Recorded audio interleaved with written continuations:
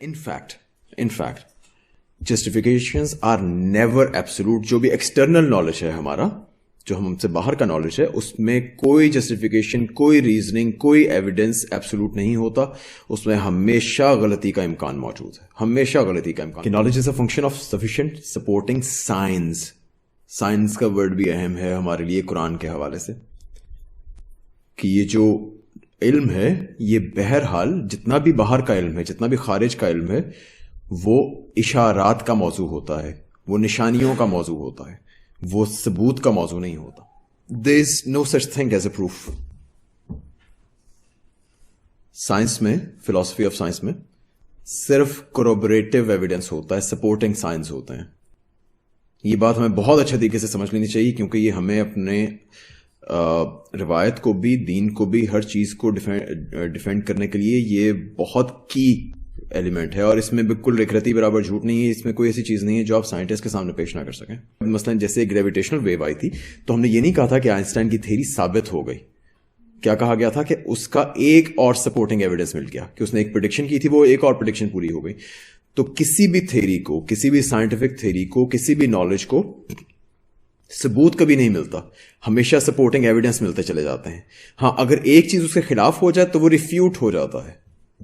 मतलब knowledge is never provable, never verifiable. Knowledge is only falsifiable. इसका मतलब कि कोई एक्सटर्नल वर्ल्ड का कोई ऑब्जेक्टिव नॉलेज नहीं. ऑब्जेक्टिव नॉलेज सिर्फ अपनी जात का होता है या ए प्रायरी हो सकता है. तो इसलिए तमाम इल्म, तमाम खारजी इल्म ज़न्नी है.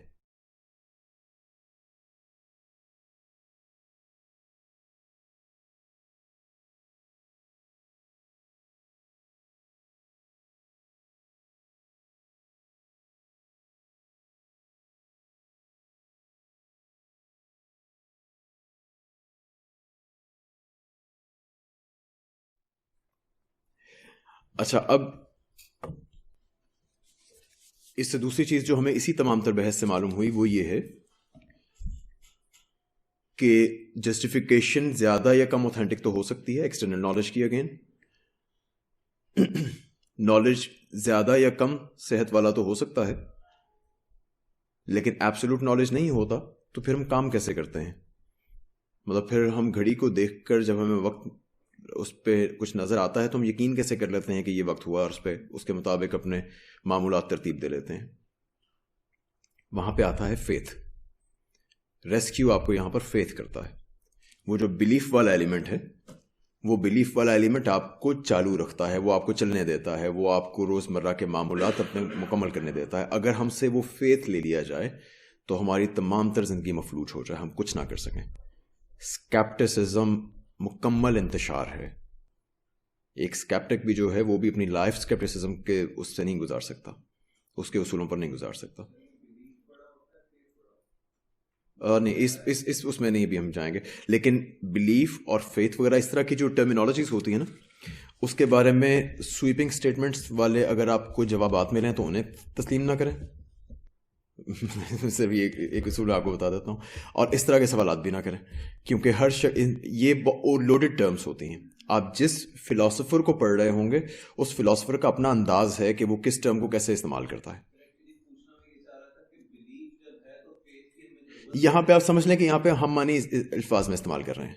ठीक है, ये वही उसी बिलीफ का एलिमेंट है जो आपको रेस्क्यू कर रहा है, जो आपको आगे चलने दे रहा है. हम डॉक्टर के पास जाता हूँ, मुझे नुस्खा लिख के देता है तो मैं उससे लड़ता नहीं हूँ कि तुमने गलत लिख दिया है, मुझे पहले साबित करो. अब दो आखिरी बातें सिर्फ नॉलेज के हवाले से. नॉलेज के बारे में अभी हम मजीद बात नहीं करेंगे.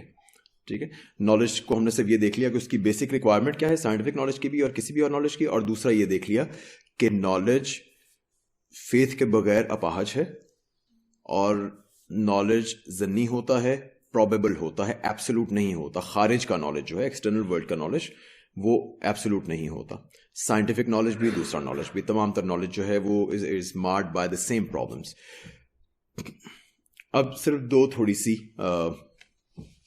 क्या कहना चाहिए, इस्लाही बातें. ये नॉलेज जो है ये बेसिकली हमारे लिए एक जरिया है, ये हमारा मकसद नहीं है. ठीक है, ये इकबाल का अपना ही मकूला है कि knowledge for the sake of knowledge is a maxim of फूल्स. کہ نالج صرف علم کی خاطر علم حاصل کرنا یہ احمقوں کا مقولہ ہے.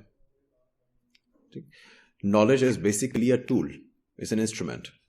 آپ نے یہ دیکھنا ہے کہ آپ کے سامنے مقاصد کیا ہیں جن کے لیے آپ وہ نالج حاصل کر رہے ہیں. جتنا اس کا مقصد بڑا ہوگا، جتنے بڑے مقصد میں وہ کھپایا جائے گا، اتنا ہی بڑا نالج ہے. ٹھیک ہے. نالج تو ادروائز یہ بھی ہو سکتا ہے کہ میں یہاں پہ جو نیچے کارپیٹ بچھا ہے اس کے ریشے کاؤنٹ کرنا شروع کر دوں. ول کانسٹیٹیوٹ نالج، لیکن وہ کسی کے فائدہ کا نالج نہیں ہے. ٹھیک ہے. تو ایسے علم والے کو جاہل کہا جائے گا. تو باقی بہت ساری ایکسینٹرک باتیں بھی ہیں جو انفیکٹ جیسے وہ پلیٹو اور سوکریٹیز کے ہاں نالج جو ہے وہ ورچو ہے، لیکن وہ ڈسکشنس کو بھی ہم سیٹ اسائڈ کر رہے ہیں، آگے چلنا ہے. اب وہ انفیکٹ قرآن کے کچھ زیادہ قریب ہے. اچھا، knowledge starts at the self. یہاں پہ بھی ایک چھوٹا سا جملہ بول کے آگے بڑھ جاتا ہوں. کانشیسنیس کی جب بات کریں گے تو اس میں شاید اس پہ کچھ زیادہ گفتگو ہم کر سکیں. نالج کی تمام تر موومنٹ، نالج ایکوزیشن کی تمام تر موومنٹ، علم حاصل کرنے کا تمام تر عمل، وہ شروع ہوتا ہے ہمارے سیلف اویئرنیس سے. جب تک ہم اپنے بارے میں، ہم اپنے آپ کو، ایک تو ہمیں اپنا ہونے کا احساس نہیں ہوتا. ٹھیک ہے. ہمیں سیلف اویئرنیس نہیں ہوتی، اور ہم آبجیکٹ کے سامنے اپنے آپ کو ایک خاص اینگل سے پوزیشن نہیں کرتے، اس وقت تک نالج ایکوزیشن کا عمل سٹارٹ بھی نہیں ہوتا. ٹھیک ہے. اس کی تھوڑی سی تفصیل شاید آگے آ جائے، تو اس لیے اس کو بھی یہاں پہ اتنا ہی رہنے دیجیے.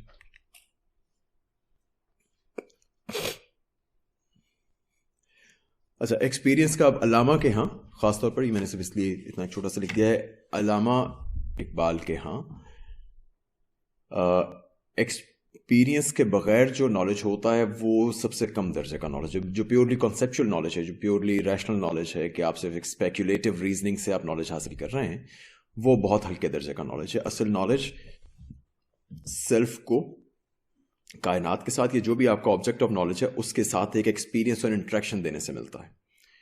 اس میں ایک بات تو ڈیفینیٹ ہے کہ ہمیں بہت ساری اس طرح کی انٹیوٹیو سٹلٹیز اس میں فراہم ہو جاتی ہیں جو ویسے اویلیبل نہیں ہوتی. جس طرح پہلے کچھ لیکچرز میں بات ہو چکی ہے کہ آپ اس کے شوگر کے خواص بیان کریں، آپ اس کے بارے میں اس کی پراپرٹیز وغیرہ بیان کرتے ہیں، لاکھ آپ نے اس کے بارے میں پڑھا ہو کتابوں میں، لیکن جو ایک چمچ شکر کا منہ میں ڈال کر آپ کو اس کے بارے میں اویئرنیس ملے گی، وہ کسی نمبر آف بکس سے آپ کو اتنی اویئرنیس نہیں ملے گی. ٹھیک ہے. تو ایک تو ایکسپیرینس کسی بھی چیز کا کرنے سے ہمیں اس کے ان ایلیمنٹس تک رسائی فراہم ہو جاتی ہے جہاں تک ہمیں پیور اسپیکولیٹو نالج نہیں لے کے جاتا کبھی بھی. ٹھیک. اور دوسرا یہ کہ یہ آپ کی خودی کو بھی ایکسپینڈ کرتے رہنے کا ایک ذریعہ ہوتا ہے. سیلف کی ایکسپینشن میں اور اس کی ڈیولپمنٹ میں ایک بڑا موڈ انٹریکشن کے تھرو اور ایکسپیرینس کے تھرو ملتا ہے. اس پہ بھی ہم کانشیسنیس کے حوالے سے کچھ زیادہ بات آگے کریں گے. ٹھیک ہے جی. کانشیسنیس، بہت جلدی سے اگر کوئی اس کی ڈیفینیشن دینا چاہے.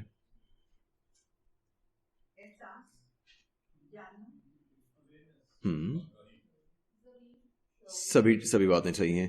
نہیں، یہ تو ڈائریکٹ وہ ہو گیا نا، اردو ہو گئی. شعور تو، لیکن ہاں احساس اور اویئرنیس، یہ بیسیکلی کانشیسنیس نام ہے اویئرنیس کا یا اویئرنیس کی کیپیسٹی کا، اور یہ عام طور پر ایک احساس کے طور پہ ہمارے اندر جنم لیتی ہے. ٹھیک ہے. ابھی ہم جب اس کی تھوڑی سی ٹائپس دیکھیں گے تو آپ کو زیادہ بات واضح ہوتی جائے گی. لیکن شعور علم کی طرح کی کوئی ڈسکریٹ چیز نہیں ہے. ٹھیک ہے. اس کو فی الحال اس سے ایک نقطے کو ذہن میں رکھیے کہ شعور جو ہے، علم جو ہے، وہ تو ایک حصول کی بات ہے نا، کہ میں نے آج فلاں شے سے میں نے انٹریکٹ کیا، مجھے ان کا علم حاصل ہو گیا. شعور جو ہے وہ ایک کنٹینیوس چیز ہے. میرے اندر کسی بھی شے کا شعور جو ہوتا ہے، جیسے اپنے ہونے کا شعور یا باہر کی دنیا کا شعور یا کسی خاص سبجیکٹ کے بارے میں شعور، وہ ایک کنٹینیوٹی رکھتا ہے.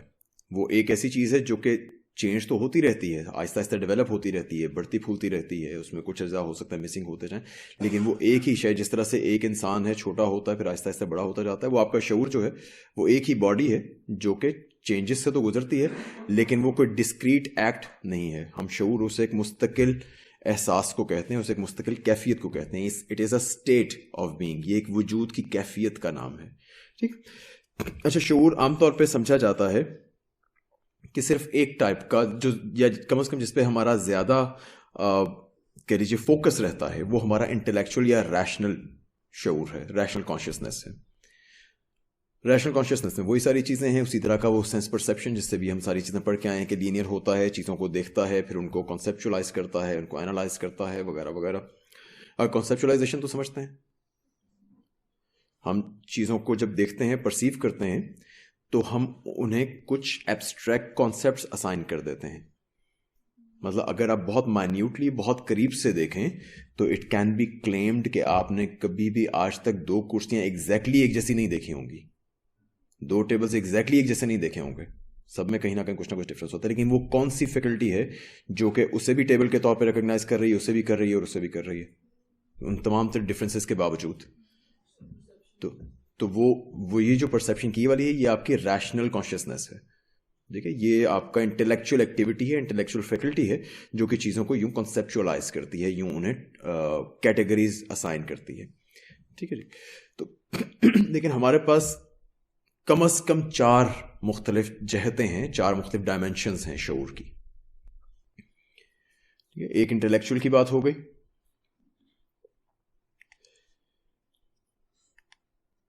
انٹلیکچوئل میں وہی ساری چیزیں جس طرح سے میں نے پہلے عرض کیا, وہی کنسیپچولائزیشن, انالیسس وغیرہ. اور یہ لینئر ہوتا ہے, یہ انفرینشیل ہوتا ہے, چیزوں کو پیس بائی پیس ایک ایک کر کے انہیں انڈرسٹینڈ کرنے کی کوشش کرتا ہے. اسکوپ اس کا لمیٹڈ ہے. یہ کوئی مطلب یہ وہ کرٹیسزم نہیں ہے, ان سبھی کا اسکوپ لمیٹڈ ہے. انٹلیکچوئل فیکلٹی کا اسکوپ عام طور پہ بہت بڑا سمجھ لیا جاتا ہے, اس لیے دوبارہ سے اس کو کٹ ٹو سائز کرنا پڑتا ہے. علامہ پہ بھی اس حوالے سے بہت وہ ہوتی ہے, تنقید ہوتی ہے کہ جی انہوں نے عقل کو بہت ڈاؤن سائز کر دیا ہے, عقل کو وہ چھوٹا سمجھتے ہیں, اس کی تحقیر کرتے ہیں.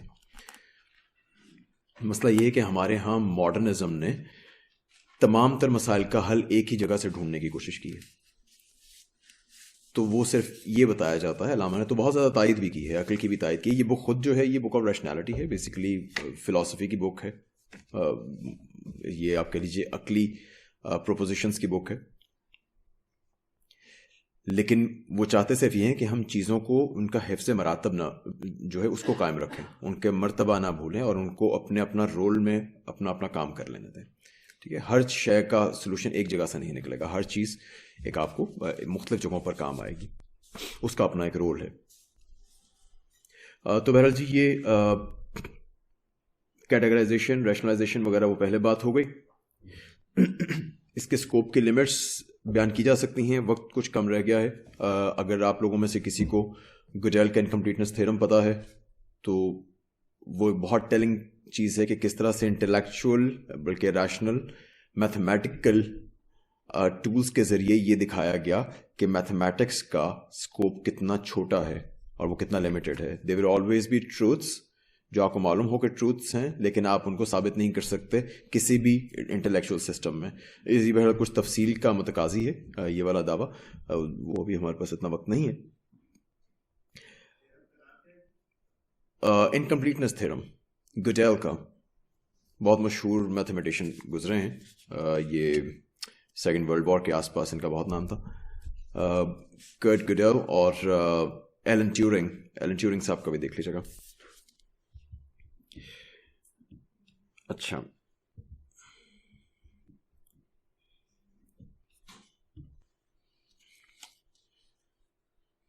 انٹلیکچوئل کے حوالے سے چلیں اس پہ میں بعد میں دوبارہ بات کرتا ہوں. انٹلیکچوئل کا دیکھیے اس کی جو ہماری موڈ آف ریزننگ ہے نا وہ ہے ہی اس طرح کی کہ اس نے عقل نے چیزوں کو ڈیوائڈ کرنا ہوتا ہے, وہ چیزوں کو ان کی ہولسٹک سینس میں نہیں لے سکتی. ٹھیک ہے, وہ یہ کرتی ہے کہ ایک چھوٹا سا ایریا الگ کر لیتی ہے, پھر اس ایریا کو ورٹیکلی ڈرل ڈاؤن کرتی چلی جاتی ہے, اس کے اس کو اجزاء میں تقسیم کر کے پھر ہر جز کی وہ الگ الگ اس کو اینالائز کرتی ہے. تو اس لیے یہ بڑے حقائق تک پہنچنے سے کچھ محروم رہتی ہے. اس کا انداز جو ہے وہ پیس میل ہے, بائٹ بائی بائٹ یہ چیز کو کھاتی ہے. تو اسی لیے آپ دیکھیے کہ جتنی بھی سائنسز ہیں, جتنے علوم ہیں, وہ سب ڈیوائڈ ہوتے چلے جاتے ہیں اسپیشلائزیشنز میں. پہلے ہمارے پاس فلاسفی سائنس ایک ہی تھی, جو انسان آگے ترقی کرتا گیا اس نے چیزوں کو اس کو ضرورت پڑی کہ ڈیوائڈ کرتا چلا جائے. اور ابھی بھی مثال کے طور پہ ایک باڈی ہے, ہیومن باڈی ہے, آپ اسی ہیومن باڈی کے بارے میں اگر بایولوجی سے کہتے ہیں کہ اس کے بارے میں کچھ بتائیے، وہ بالکل مختلف آپ کو چیزیں بتائے گی، اس کا فوکس بالکل مختلف چیزوں پر ہوگا. فزکس سے پوچھتے ہیں تو وہ اس کی ڈائنامکس کو بالکل الگ انداز میں بیان کرے گی، اور اس کے اندر پارٹیکلس وغیرہ تک وہ چلی جائے گی، سب ایٹامک پارٹیکلس تک. اگر آپ کیمسٹری سے بات کرتے ہیں تو وہ کیمیکلز اور ان کے آپس میں ریئیکشنز وغیرہ کے حوالے سے بات کرے گی. اور ان میں سے کسی بھی ایک شے کو آپ دوسری شے پہ اپلائی نہیں کر سکتے. کسی ایک کی تھیریز دوسرے کے لیے بالکل غیر اہم ہے، اور ان سب سے گزرنے کے بعد بھی آپ کو ایک اوور آل ہولسٹک پکچر چیز کی نہیں ملتی. ٹھیک ہے، تو سائنس کا کام یہ ہے کہ وہ چیزوں کو اجزاء میں تقسیم کر کے پھر اس کو آہستہ آہستہ ایک ایک کر کے ان کو مسخر کرے. دوسری ہمارے پاس conscience, moral conscience, practical judgements. اگر آپ کسی جگہ پر ظلم ہوتا دیکھیں، کہیں ٹارچر ہو رہا ہے، کوئی مظلوم ہے جسے قتل کیا جا رہا ہے، تو اسے دیکھتے ساتھ آپ کے اندر ایک ابا پیدا ہوگی، اس سے ایک کراہت فیل کریں گے، آپ کو غصہ محسوس ہوگا. ٹھیک ہے، ریپلشن ہوگی، ڈسگسٹ ہوگی. امورل چیز سے نفرت اور مورالٹی، ایک جو مورلی ہائر چیز ہے اس سے محبت، یہ ہماری مورل کانشیسنس کا پارٹ ہے. آپ یہ نہیں کریں گے کہ قتل ہوتے دیکھ کے آپ پہلے اس پہ ریزننگ کریں کہ اچھا اگر یہ قتل ہوگا تو اس کا یہ نقصان ہوگا، یہ فائدہ ہوگا، وغیرہ وغیرہ. آپ کے اندر ایک بالکل امیڈیٹ رسپانس ہوگا، ایک امیڈیٹ ججمنٹ ہوگی کہ یہ غلط ہو رہا ہے. اب آپ اس پہ ایکٹ کریں یا نہ کریں وہ ایک الگ بات ہے. آپ آہستہ آہستہ اس کانشیسنس کو مفلوج کر دیں، سلا دیں، مار دیں، وہ ایک الگ بات ہے. لیکن یہ جو امیڈیٹ رسپانس ہے، یہ انٹویٹیو رسپانس آپ کی مورل کانشیسنس کا خاصہ ہے. ٹھیک ہے، تو morality کے بارے میں، اور یہ انفیکٹ کوششیں کی جاتی رہی ہیں ہمارے پاس. جیسے وہ ایکزیولوجی کی پہلے بات کی، تو ایکزیولوجی جو فلسفی کا جو ایک پلر، جو ایک ڈسپلن ہے جس میں ہم ایتھکس اور ایستھیٹکس کو دیکھتے ہیں، تو اس میں یہ کوششیں ہزاروں سال سے کی جا رہی ہیں کہ morality کو کسی طور پر ڈیفائن کر دیا جائے، کہ ہم کوئی ایک اصول دے دیں کہ جناب یہ ڈیفینیشن ہے مورل ایکٹس کی، جو اس ڈیفینیشن میں پورا اترتا ہے وہ اچھا کام ہے، جو نہیں اترتا وہ برا کام ہے. نہیں ہو سکا، ہر کوشش فیل ہوئی ہے. اور فرض کیجئے کہ کل کو کوئی کوشش کامیاب ہو بھی جاتی ہے، اس سے بھی کچھ ثابت نہیں ہوتا، کیونکہ ہمارے پاس جب ہم تمام تر زندگی میں جو معاملات کرتے ہیں وہ زیادہ تر معاملات morality کے تھرو ہے نا. دوسروں کے ساتھ، سماج کے ساتھ معاملات، خود اپنے ساتھ معاملات، خدا کے ساتھ معاملات، یہ تمام تر اخلاقی معیارات کا تقاضا کرتے ہیں. تو اس میں ہمارے پاس تو وہ ڈیفینیشن نہیں ہے. اگر کل کو آ بھی جاتی ہے، ہم تو کسی ڈیفینیشن پہ نہیں پرکھتے، ہم تو اپنے امیڈیٹ رسپانس دیکھتے ہیں. ہمارے اندر ایک اخلاقی، وہ قرآن میں آتا ہے نا، فَأَلْهَمَهَا فُجُورَهَا وَتَقْوَاهَا، انسان کے اندر ہم نے الہام کر دیا ہے فجور اور تقویٰ. تو وہ جو الہام ہے وہ ہماری مورل کانشیسنس ہے، جو یہ ججمنٹس دیتی ہے رائٹ اور رانگ کی. ٹھیک ہے، ورچو کی اور میلس کی.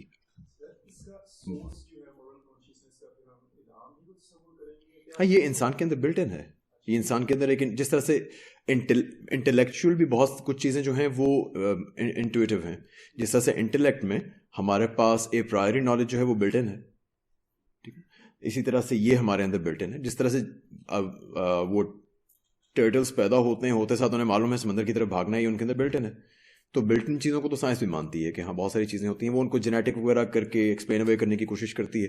تو ابھی یہ تو نہیں معلوم کہ مورالٹی کا ایگزیکٹ وہ کون سا سیل ہے یا کون سا جین ہے جس کو نکال دیں گے تو بندہ مورل نہیں رہے گا. لیکن بہرحال یہ ہمارے اندر بلٹ ان ہے. اور مورالٹی بیسیکلی ہے ہی یہ، مورالٹی نام ہے کہ آپ اپنی مورل کانشیسنس کو اپنے افعال پہ حاوی کر دیں. ٹھیک، اس کو اپنے افعال کے ذریعے ایکسرسائز کریں، اپنے ایکشنز کے ذریعے اپنے معاملات میں، اپنے تعلقات میں ایکسرسائز کریں. تعلقات اس کا پلین ہے، اسی لیے ہمارا جو امتحان ہے دنیا میں، اسی لیے رہبانیت منع ہے.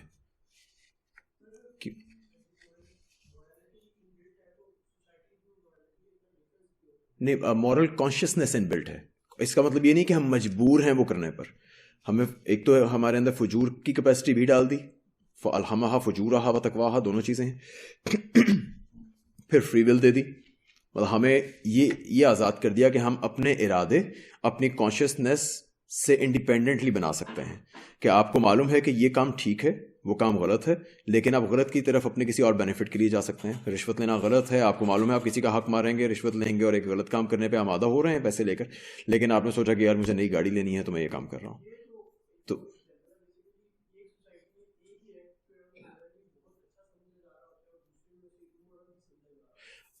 ایسا بہت کم چیزوں میں ہے اور ان کی ایکسپلینیشن بہت آسان ہے، لیکن وہ تھوڑا وہ تو اگر ہم یہ گفتگو ختم کر لیتے ہیں اور ہمارے پاس 5-10 منٹ ہوئے تو پھر مجھے یاد کرائیے گا، میں اس پہ کچھ عرض کر دوں گا.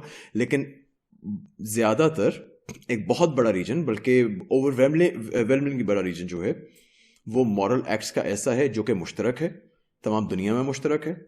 ٹھیک ہے، کسی پہ ظلم کرنا، جھوٹ بولنا، خیانت کرنا، یہ تمام چیزیں جو ہیں یہ مشترک ہیں، اور یہ اس طرح سے مشترک ہیں کہ وہ قبائل جنہوں نے کبھی ایک دوسرے سے کوئی تعلق نہیں رکھا، ایک دنیا کے ایک کونے پر ایک دوسرے کونے میں، ان میں بھی ایگزیکٹلی سیم انداز میں ڈیولپ ہوئے ہیں. ایک چھوٹا درجہ ایسا ہے جو جسے ہم مورل کہتے ہیں اور جس میں ڈفرینس ہوتا ہے، لیکن وہ بیسیکلی وہ ہماری بلٹ ان مورالٹی کا پارٹ نہیں ہے، وہ ان احکامات کا پارٹ ہے جو ریلیجن نے دیے ہیں کچھ خاص مفادات کے پیش نظر. ٹھیک ہے، لیکن اس پہ تفصیلی گفتگو اگر وقت ہوا تو ہم ضرور کریں گے. تو